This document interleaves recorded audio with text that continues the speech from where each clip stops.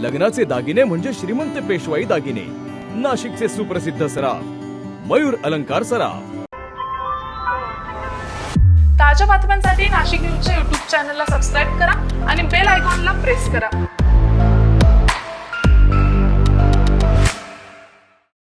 कुष्ठरोग हा शाप नाही तर एक उपचार योग्य आजार आहे। मायकोबॅक्टेरियम लॅप्रे जीवाणूमुळे होणारा हा जुनाट संसर्गजन्य रोग त्वचा, मज्जातंतू आणि नाकाच्या आतील त्वचेवर परिणाम करतो। सुन्नपणा, फिकट पॅचेस, बोटे वाकडी होणे किंवा नाक चोंदणे ही त्याची लक्षणे आहेत। संसर्ग झाल्यानंतर लक्षणे दिसायला 5 ते 20 वर्ष लागू शकतात, पण घाबरण्याचं कारण नाही। मल्टी ड्रग थेरपीने हा रोग पूर्णपणे बरा होऊ शकतो। म्हणूनच वेळेवर निदान करा, उपचार घ्या आणि जागरूकता पसरवा। सार्वजनिक आरोग्य विभाग, नाशिक महानगरपालिका द्वारे जनहितार्थ प्रसारित।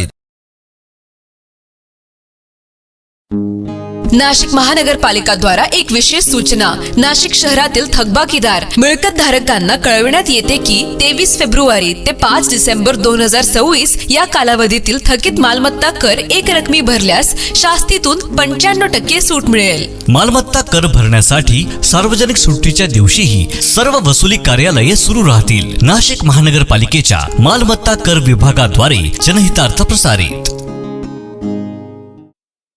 बदलापूरमध्ये उघडकीस आलेल्या श्रीबीज तस्करी प्रकरणानं संपूर्ण राज्य हादरले असताना आता या प्रकरणामध्ये नाशिक कनेक्शनही समोर आलंय। नाशिकच्या मुंबई नाका परिसरातील मालती IVF सेंटरची या प्रकरणामध्ये चौकशी करण्यात आली असून नाशिक महानगरपालिकेच्या आरोग्य विभागानं संबंधित सेंटरला कायदेशीर नोटीस बजावली आहे। मिळालेल्या माहितीनुसार मुंबई नाका येथील मालती IVF सेंटर हे डॉक्टर वंदना पाटील आणि डॉक्टर अमोल पाटील यांच्या नावानं चालवलं जात होतं।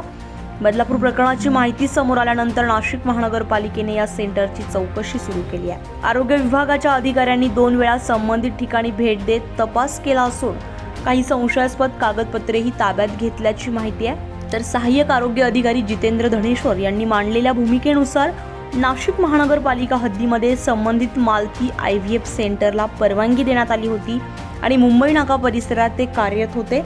मात्र बदलापूर प्रकरण समोर आल्यानंतर तात्काळ चौकशी सुरू करण्यात आल्याची माहिती मिळते। नाशिक महानगरपालिका आरोग्य विभागामार्फत कालच नोटीस बजावण्यात आलेली आहे। ठाण्यामध्ये जे काही प्रकरण घडलं बदलापूरमध्ये तथाकथित IVF जे आहे इलिगल IVF बद्दल, त्याचं ठाणे MOH तर्फे आम्हाला एक पत्र आलं की त्याचं कनेक्शन जे आहे म्हणजे रजिस्ट्रेशन सर्टिफिकेट नाशिकचं तिथे आढळलं आणि त्या रजिस्ट्रेशन सर्टिफिकेटवरती तिथे सेंटर चालवलं जात आहे असं आशंका आहे। त्या अनुषंगाने आम्ही जे मालती IVF सेंटर आहे त्यांना नोटीस पाठवली। नोटिसाचा आशय असा आहे की नाशिक महानगरपालिकेचं registration certificate surrogacy ART level 2 आणि ART बँकसाठी असताना आपल्यावरती आरोप आहे की आपण या सर्टिफिकेटच्या आधारे ठाण्यामध्ये सेंटर चालवत आहात। तर याचं नक्की शहानिशा काय आहे, नक्की खरं खोटं हे करण्यासाठी आपण त्याच्या संबंधित कागदपत्र आम्ही त्यांना मागवलेले आहेत। त्यांना 3 दिवसाचा कालावधी दिलेला आहे। त्या 3 दिवसाच्या कालावधीमध्ये जर त्यांनी नोटिसीचं उत्तर दिलं नाही किंवा नोटीस असमाधानकारक असेल तर मग पुढील स्टेटच्या आदेशानुसार आम्ही पुढील कारवाई त्यांच्यावरती करू। दरम्यान माध्यमांकडून संबंधित सेंटरची बाजू जाणून घेण्याचा प्रयत्न करण्यात आला असता मुंबई नाका येथील मालती IVF सेंटर बंद असल्याचं आढळून आलंय। दररोज सुरू असणारे हे सेंटर अचानक बंद ठेवण्यात आल्यानं संशय अधिकच बळावलाय। ज्यांच्या नावावर प्रमाणपत्र आहे ते दोन्ही डॉक्टर सध्या ठाण्यामध्ये असल्याची माहिती समोर येते।